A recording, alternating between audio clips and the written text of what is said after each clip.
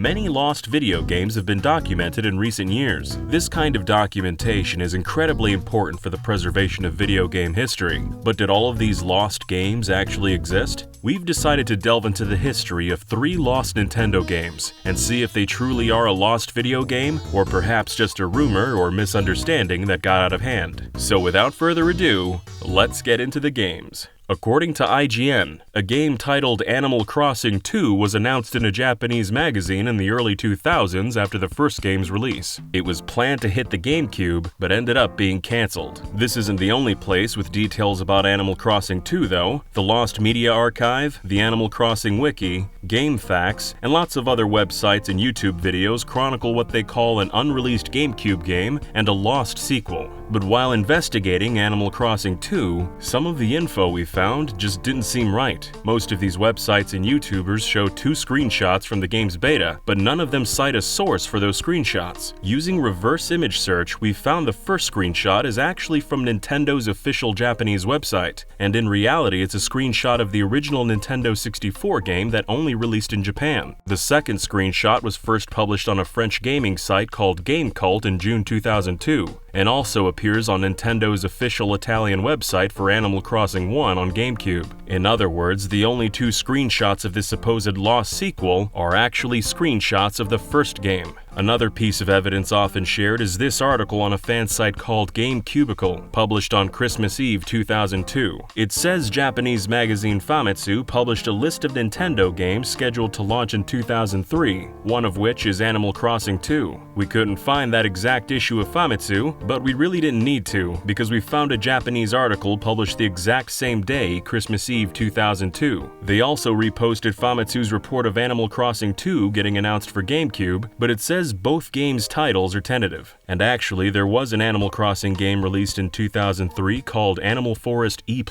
Let's do a quick historical recap for folks unfamiliar with the series' origins. In Japan, the first game was called Animal Forest and released on Nintendo 64. It was later ported to GameCube with some enhancements, which was called Animal Forest Plus. Then that game eventually got localized for America as Animal Crossing and had lots of new text and even holidays added so it makes sense to Americans. Nintendo was so impressed with the localization, they decided to localize that version back into Japanese and call it Animal Forest E+, which means there were actually 3 different versions of the original game released in Japan: Animal Forest Plus, and Animal Forest E+. And it's that last version that released in 2003. So Famitsu magazine didn't actually announce a sequel, they were announcing E+, which at the time was tentatively titled Animal Forest 2. IGN's page for Animal Crossing 2 says it was announced in a Japanese magazine. They don't say which magazine, but it's probably safe to assume they mean Famitsu. There's lots of opinions and speculation out there, but the Famitsu announcement and 2 screenshots are the only sources ever cited, and they're all pretty easily disproven. In fact, if you look on the back end of the Animal Crossing wiki, most of the wiki's contributors believe it's fake, and are saying the Animal Crossing 2 page should be deleted. During our research, we also spent some time Googling around in Japanese, and we couldn't find any Japanese fans talking about Animal Crossing 2. So it seems this whole idea of an unreleased GameCube game was all just a misunderstanding created by English-speaking fans who didn't know what they were seeing. So with all cited evidence proven false, we deem Animal Crossing 2 to be fake. Before we move on to the next lost Nintendo game, we'd like to talk about today's sponsor, Buy. If you've ever used American sites to buy things from Japan, you've probably noticed how much sellers jack up the price. It can be a lot. This is where Buy comes in. Buy is a service that places orders or bids on your behalf on Japanese shopping and auction sites, then ships the items straight to you without any absurd price hikes. This includes sites like Rakuten, Amazon Japan, and Yahoo Japan Auction. So if you've been wanting to get a hold of a Japanese game or piece of merch but don't want to pay insane rates, this service will let you get your hands on the stuff for a more affordable price. Buy is easy to use and offers support in several languages, which of course includes English. They also ship worldwide, including to North America, Europe, and Oceania. Buy has over half a dozen international shipping methods, multiple payment methods, and 4 different insurance plans to match your needs. Buy is also giving DidYouKnowGaming viewers a 2,000 yen, which is about $18 US, first-time purchase coupon for signing up through the link below. So if you want to try out this great service and get 2,000 yen off your first order, check out Buy using our link below. And now, back to the Nintendo games.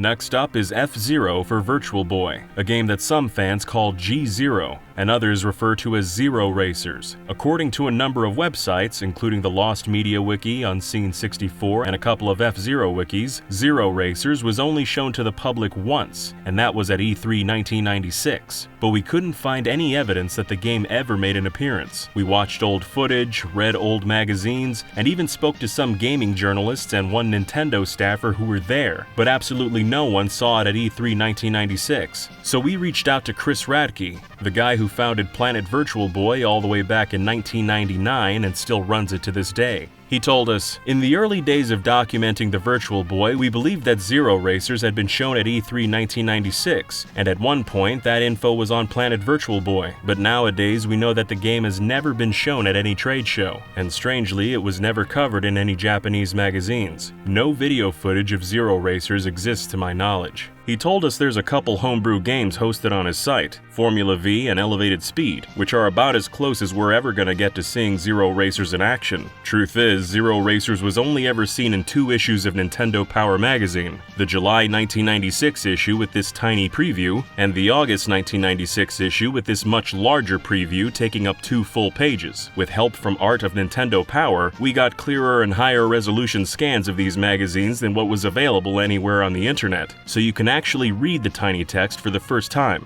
Those are the screenshots you'll be seeing throughout this video. We should note that a few other magazines from that time period also mention G-Zero, but their information and screenshots were just lifted from Nintendo Power, so all screenshots we're using here are directly from the original. The unfortunate truth is that no one's ever seen Zero Racers gameplay, at least no one outside Nintendo. So with a little help from Planet Virtual Boy, we got in touch with Jim Wornell, a localizer who worked at Nintendo of America for almost 2 decades. After exchanging a few emails, we had an hour-long Zoom call so Jim could share his story. He told us, "As an associate producer, I wrote screen text, manual and package text, oversaw the debug and approval process, liaised with NCL, worked with marketing and advertising, etc. Anything that had to do with the North American launch of a game was my responsibility. G-Zero, later known as Zero Racers, was on my list of projects. Zero Racers was done. We had a complete manual, package, and label done for the game. It went through lot check. It had an ESRB rating. It was complete." He also said the game's title was changed from G-Zero to Zero Racers late in development to avoid confusion with F-Zero. Zero Racers wasn't a subtitle, it was the game's full title, because it wasn't a direct sequel to the SNES original. It was actually a spin-off. Presumably the G in G-Zero and the Zero in Zero Racers are both references to gravity, since instead of cars, this game had spaceships, and all 15 tracks were made of tunnels where you can fly in all 4 directions. As far as how it sounded, Jim says, "From what I can recall, it was like F-Zero in a tube. It wasn't bleep and bloopy, it was very tin and metallic-y. There wasn't background music from what I can remember." Nintendo Power's preview shows 4 ships, the Falcon, Stingray, Goose, and the Origami, but it never revealed who was inside. According to Jim, the 4 racers were Captain Falcon, Jody Summer, James McCloud, and an alien that he can't say with 100% certainty, but he's pretty sure was Pico, who piloted the Wild Goose in the original game. Jody Summer wasn't in the previous game, but eventually made her way into F-Zero X on N64. The same can be said for James McCloud, a human character clearly modeled after the father of Fox McCloud from Star Fox. Jim said he didn't have to localize much text for the game itself, as it was a pretty straightforward racer, but there was some story text in the game's manual, just like the SNES original. Jim also told us just how extreme the testing process was back in the 90s, saying, "When they were testing people out for Virtual Boy, they had us go through this.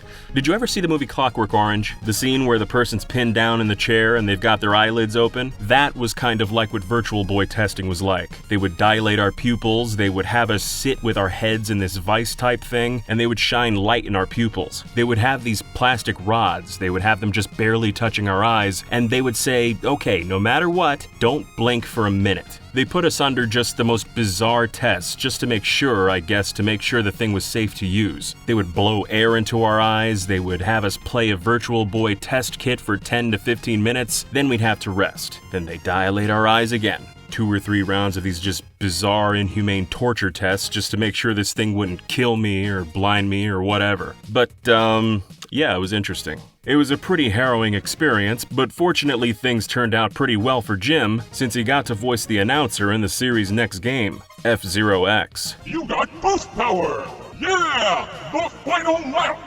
Zero Racers was completely finished, localized into English, had its packaging and manual, and was rated E for everyone by the ESRB, but Nintendo canceled it along with 2 other complete games at the very last minute, which Jim attributes to probably wanting to leave the Virtual Boy behind and focus gamers' attention on the upcoming Nintendo 64. Zero Racers wasn't found in the recent Nintendo Giga Leaks, but Jim's confident Nintendo still has it in a vault somewhere and could bring it back anytime. That's probably never gonna happen, but who knows? Maybe we'll see it on Nintendo Switch Online someday. So with first-hand testimony from Nintendo's localizer and an official rating from the ESRB, we rate Zero Racers as 100% real. Now moving on to this video's next lost game. In November 2016, Eurogamer reported the next Pokemon game would release on Switch the following year, and that it would be an enhanced version of Sun and Moon, codenamed Pokemon Stars. The article's author, Eurogamer's deputy editor Tom Phillips, claimed to have several sources for the story, and at least one was saying the Switch edition would add new Pokemon. Fans were excited to hear about the jump to an HD console, and even though it was never stated explicitly by Eurogamer, most assumed Stars would bump up the resolution to at least 720p.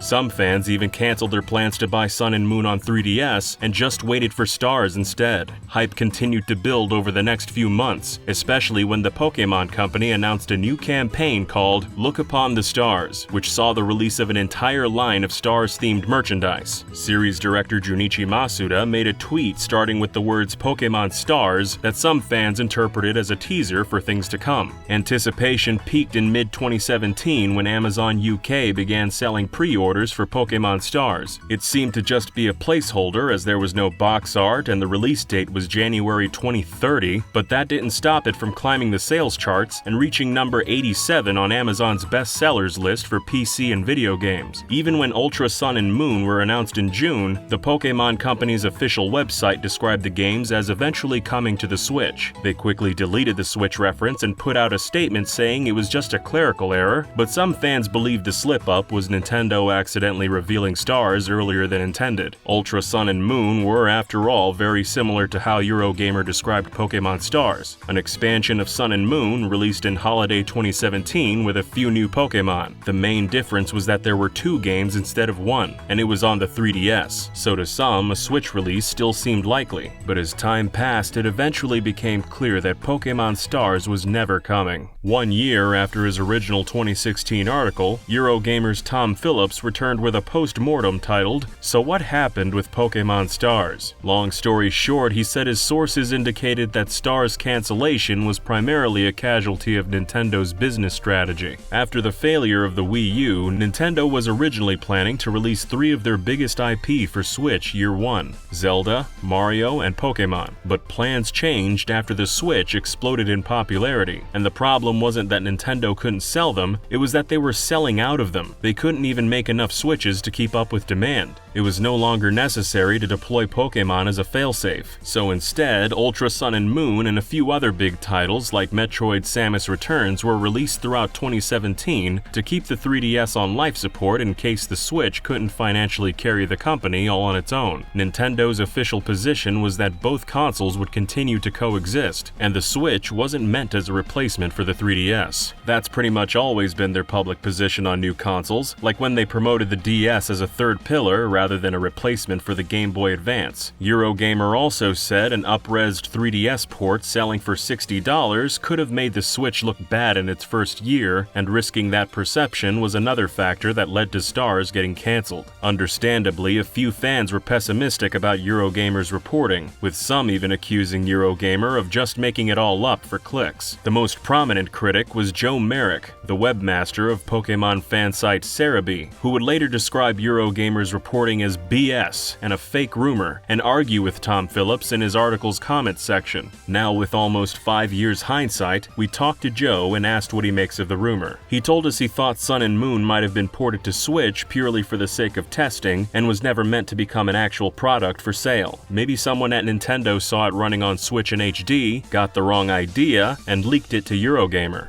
Or maybe, Joe says, Tom's source just made it all up. We'd heard both theories before, and we'd already been in talks with Phillips during this video's production, so we asked if he thinks that might have been what happened. He flatly denied both possibilities, reiterating that Eurogamer doesn't run stories based on a single source, and the typical requirement is 3 sources at minimum. He wouldn't reveal who his sources were, of course, but he did say they were in professional positions where mistaking a test port for an actual game would have been impossible. To be fair to Tom, the guy has a pretty good track record when it comes to his reporting. He was the first to report on the Switch's design and internal hardware specifications almost 3 months before they were officially revealed by Nintendo. He was also the first to report on the Super NES Classic, Diablo 3 on Switch, and several other games long before they were announced. Not everything he's written about made their way onto store shelves, like an English localization of Mother 3, but suffice it to say there are a lot of clout chasers in the gaming industry with fake insider info, but Tom isn't one of them. He told us he stands by his post-mortem on Pokémon Stars, and for the record, reiterated that the Pokémon Company did originally plan to release an Alola-based game on Switch codenamed Stars in holiday 2017. Looking back on Tom's original exposé, there's a few details worth re-examining with the benefit of hindsight. The first is that his sources reported that Sun, Moon, and Stars were all developed simultaneously, although work on Stars was paused at one point so Game Freak could focus on finishing up the 3DS titles for their holiday release date. We'd like to point out that Gen 7 removed a lot of the bottom screen functionality and touchscreen features that were used in Gen 6, like the Dex Nav and player search system. Sun and Moon did use touch features for mechanics like Pokemon Refresh, but touch could have easily gotten replaced with motion controls, which is exactly what Game Freak did for Let's Go Pikachu and Eevee. If they thought Gen 7 would eventually make its way to Switch, that would explain why a lot of those bottom screen and touch features didn't make their way into Sun and Moon, which mostly just used the bottom screen for map and menu navigation. It's also worth noting that Gen 6 offered stereoscopic 3D for Pokemon battles, but Sun and Moon didn't. Tom told us his info on Stars was accurate, but noted that by the time the details got to him, then out to the public, that info may have already been outdated, and Game Freak's plans might have changed before his article was even published. In a later interview, Sun and Moon's director Shigeru Omori said the idea for the Ultra games started late in Sun and Moon's development, so around mid to late 2016. And in more interviews in the years that followed, Omori and Junichi Masuda revealed that Let's Go Pikachu and Eevee and Sword and Shield entered production at around the same time, when Sun and Moon were wrapping up in 2016. In other words, the development on all 3 pairs of games began around the same time information about Pokémon Stars made its way to Eurogamer. All of that going down in a short window in 2016 certainly doesn't prove Stars ever existed, but it does indicate that Game Freak's plans were being formed, solidified, and possibly changed around at the time. In an attempt to corroborate Tom's reporting, we reached out to about 50 of the developers who worked on Sun and Moon, but unfortunately, we were rebuffed at every turn.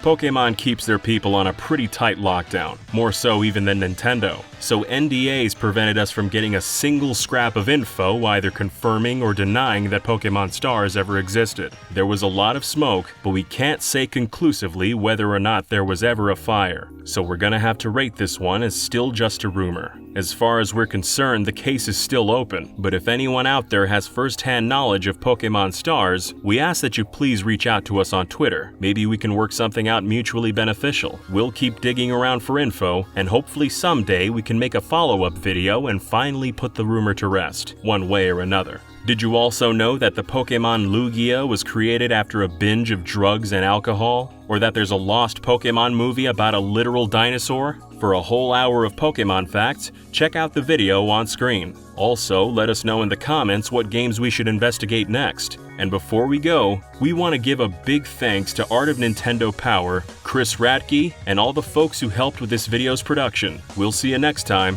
Thanks for watching.